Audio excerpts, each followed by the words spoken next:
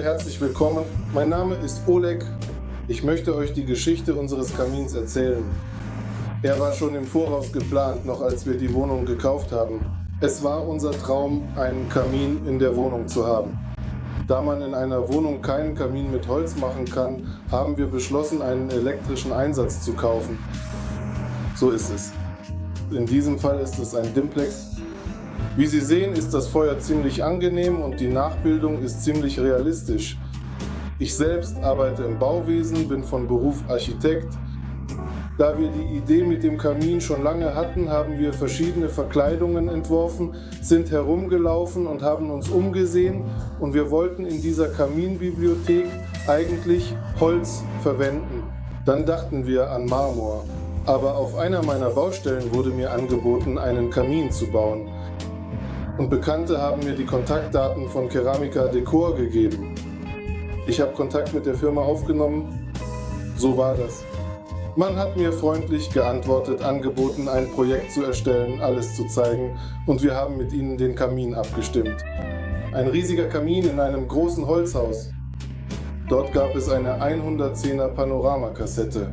Er wurde natürlich mit Holz beheizt, ganz wie es sich gehört. Aber uns haben diese Kacheln im Jugendstil sehr gut gefallen.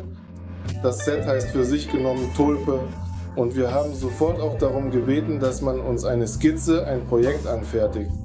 Wir haben es genehmigt und dann wurde mit der Herstellung begonnen. Keramika Decor hat die Kacheln hergestellt. Ich selbst habe nach ihrem Projekt, nach den Zeichnungen, den Rahmen für diesen ganzen Kamin gebaut. Und dann kamen die Jungs und haben das alles für uns verkleidet.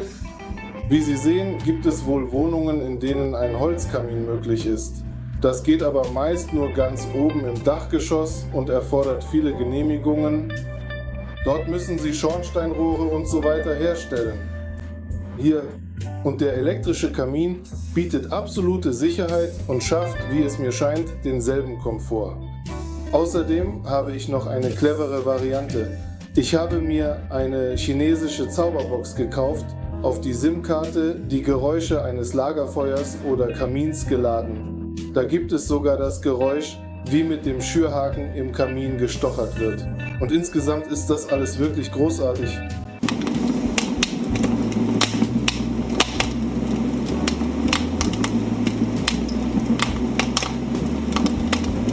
Wir sitzen hier gerne, man kann neben diesem Kamin lesen, besonders im Winter, wenn es kalt ist, und es ist so angenehm, ihn einzuschalten.